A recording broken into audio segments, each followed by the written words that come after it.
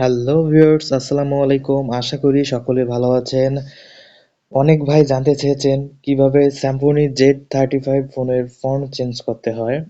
তো আজকে আমি দেখাবো কিভাবে স্যামসং Z35 ফোনের ফন্ট চেঞ্জ করবেন কোনো রকম অতিরিক্ত সফটওয়্যার ইনস্টল ছাড়াই। আমরা ফোনের সেটিং থেকে সম্পূর্ণ ফোনের সেটিং থেকে ফোনগুলো চেঞ্জ করব। তো এই প্রসেসটা সেটা আমি দেখাতে চলেছি। তো এখানে বলে রাখি স্যামসংতে একটা ডিফল্ট ফন্ট দেওয়া আছে এবং এর সাথে একটি স্টাইলিশ ফন্ট দেওয়া আছে। তো সেটি কিভাবে চেঞ্জ করব কোনো রকম সফটওয়্যার ছাড়াই সেটা আমি দেখাচ্ছি। সেজন্য আপনাকে এই নোটিফিকেশন বাটনটা টানতে হবে, তারপর আরো টানবেন, তারপর এখানে দেখতে পারবেন সেটিং অপশন। তো আপনারা সেটিং এর উপর ক্লিক করে দেবেন। তারপর সেটিং থেকে আপনারা ডিসপ্লে অপশনটাতে ক্লিক করবেন, ডিসপ্লে সেটিং এ এখানে ক্লিক করলাম।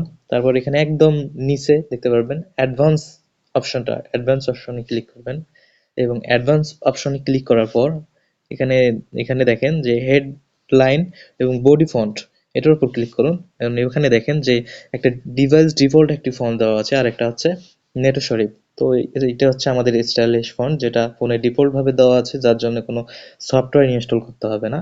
তো আমরা এই ফন্টটি সিলেক্ট করে দিচ্ছি।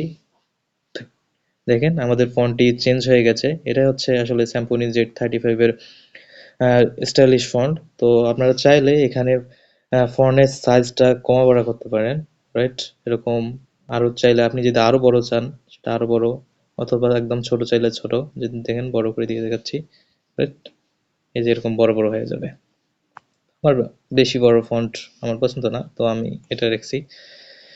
তো ওইভাবেই আপনারা স্যামসং Z35 এর ফন্ট চেঞ্জ করতে পারবেন।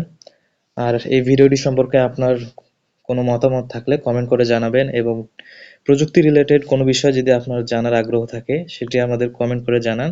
তো চেষ্টা করব আপনার ওই বিষয়টি নিয়ে ভিডিও তৈরি করার জন্য। তো আমার ভিডিওটি কেমন লেগেছে, ভালো লাগলে আমার ভিডিওতে একটি লাইক এবং সাবস্ক্রাইব করবেন। তো সবাই ভালো থাকবেন, সুস্থ থাকবেন। Bye bye, tata.